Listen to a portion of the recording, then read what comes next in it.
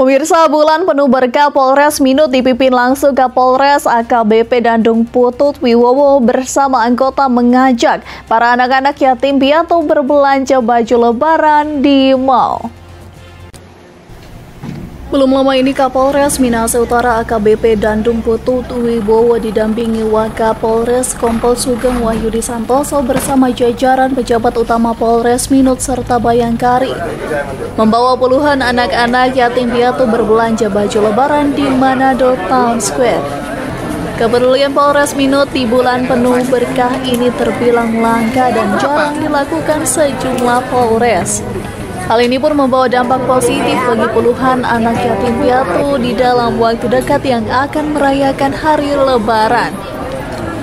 Kapolres pun mengharapkan di bulan suci yang penuh berkah ini dapat meningkatkan amal kebaikan dengan cara saling berbagi, di mana sebagian rezeki kita ada hak orang lain yang membutuhkan.